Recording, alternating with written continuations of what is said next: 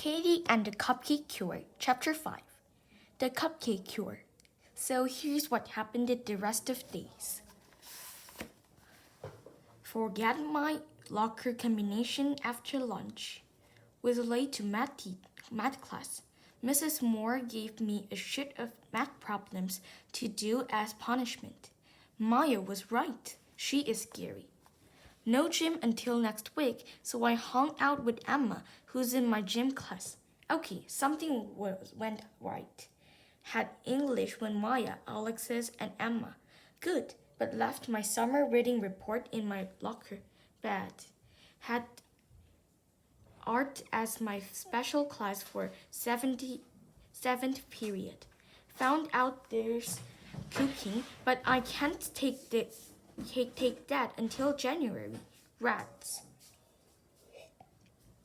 Spanish is my last class of the day. Then it's adios. No Kelly in any of my classes. When the last bell rang, I stuffed all of my books into my backpacks and went outside to look for Joni's car. Joni works in my mom's office. When I was in elementary school, I went to an after-school program until Mom got out of work. But there's no after-school program for middle school. Mom doesn't think I'm old enough to go home by myself. So her plan was for me to hang out at the office every day. Doesn't that sound like fun? Anyway, she told me Johnny had a small red car, so I started looking around for it. Then I heard Sydney's voice behind me. Looking for your former friend? I turned and saw Sydney, with Maggie and Brenda laughing behind her. At least Kelly wasn't with them. I turned around without answering. Then I heard a beep. Joni was waving out of a car window down by the parking lot. I ran to meet her. Hi, Katie. How was your first day of middle school? Was it awesome? Johnny asked. Sure, I said, sliding into the front seat. I looked at Joni a lot. She's very tall and has lots of blonde hair that she piles on top of her head. She always talked to me like I'm a person, not a little kid. Not all adults know how to do that. You don't sound so sure, Joni said. It was fine, I told her. I really didn't feel like talking about it. Not just now, anyway. Sydney had put me in a really bad mood. Joni seemed to understand. Cool, she said. Your mom's been talking about you all day. She can't wait to see you. When we got to the office, my mom was busy with a patient. Joni set me up in my mom's personal office, where she has a desk and a phone and all of her books about dentist stuff. Gotta go, Joni said. Yell if you need me, but not too loud. Don't want to scare the patients. Thanks, I told her. Then I took out my cell phone and called Collie. The phone rang 3 times before she picked it up. Hello? Call, it's Kate. Can you talk? I asked. Of course, Collie answered, and for a second I wondered if the whole day had been some kind of weird dream. Collie sounded like she always did. Why didn't you tell me we weren't taking this bus together? I blurted out. Listen, Katie, I'm sorry, Collie said, and she sounded like she meant it.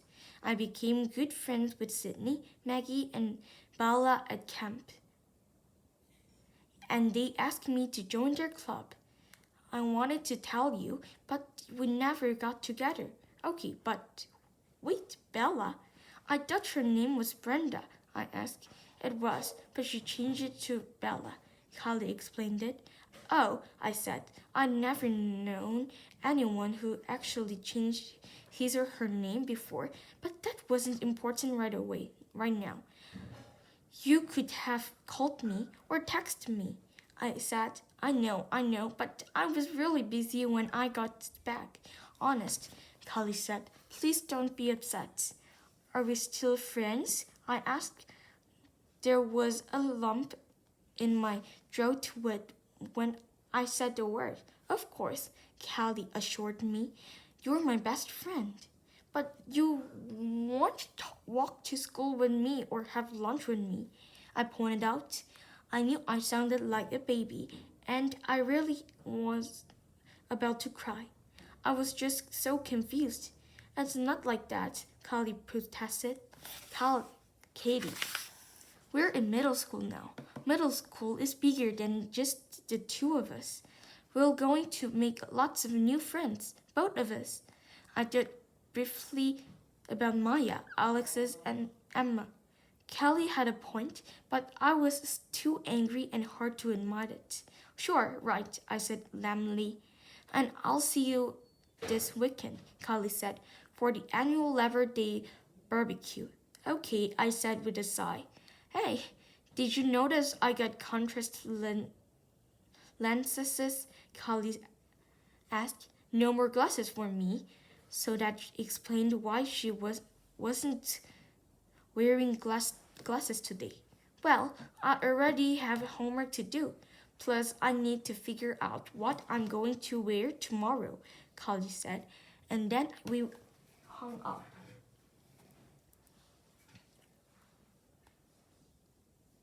I felt better after the call. Not much, but just a little. I was glad Callie was still my friend. But the whole thing was weird. Callie was basically saying, I'm sorry, but I'm still going to ignore you at lunch tomorrow. I've heard I'm sorry but a lot in my life, mostly from my dad. As in, I'm sorry, Katie, but I can't come visit you this summer. It doesn't feel good. I took out of my math assignment, my only homework assignment for tonight, and started working on the problems. Just as I was finishing, Mom opened the door. There you are, she said, cradling me in a hug. She smelled like mint toothpaste. I'll be ready to go in just a few minutes, okay? As you can probably guess, Mom was full of questions on the car ride home. Are your teachers nice? Did you get any homework? Did you find the bus stop okay? Did you like your cupcake? Is Callie in any of your classes? That one of the hardest to answer. I couldn't bring myself to tell Mom everything that had happened with Callie. How could I, when I wasn't even sure what was happening? We only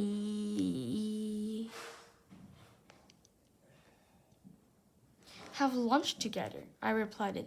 Oh, that's too bad, Mom said with a frown. At last you get to sit together. I just nodded and looked out the window. You must be tired, Mom said. You've had a big day today. Try to relax when you get home. I'll call you when it's time to sit at the table. Because it was the first day of school, Mom made my favorite food for dinner. Chinese-style chicken and broccoli with rice. Yes, I'm a weirdo who likes broccoli. It smelled so good. Would you like to do anything after dinner? Mom asked. It's nice out. We could walk over to Collie's. Not a good idea, but I didn't tell Mom that. I was thinking, I said, can we make some pineapple upside-down cupcakes? Mom got a knowing look on her face. Ah, so you need a cupcake cure. Once, when I was 7, I fell off my bike and messed up my knee up really bad. Mom made me pineapple upside-down cupcakes and gave them to me with a note. Turn your frown upside down. Hey, I was just telling you she's corny. Since then, We make pineapple upside down cupcakes together whenever one of us is feeling sad. We call it the cupcake cure. It's hard to not feel better when you eat a cupcake. I nodded as we took out the ingredients and started measuring. I started talking, but not about Callie, but about everything else. My evil locker, being late from class all the time, scaring Mrs. Morrow. Mom listened while I talked. When I was done, she had a bunch of suggestions for how to make my things better. Mom lists to solve all of my problems. Unfortunately, I didn't tell her about my biggest problem. Pineapple upside down cupcakes are not that hard to make. The trick is that you don't use cupcake liners. You spray the cupcake tins with the non-stick stuff. Then you fill the bottom of each cup with a mix of canned pineapple and some pieces. You pour the batter on top of them and bake them. When the cupcakes are done, you take them out of the pan and turn them upside down. Each cupcake has a beautiful golden pineapple on the top. To make them extra nice, you can add a candied cherry on top like we do. Mom said I ate one with a glass of milk. They were still warm. So yummy. As Mom packed one for me in my cupcake corner, I remembered what I'd told the girls at lunch. Can I bring in 3 more? I asked for the girls at my lunch table. Of course, Mom said. I have a small box with we can use. I found myself looking forward to tomorrow's lunch, even without Callie.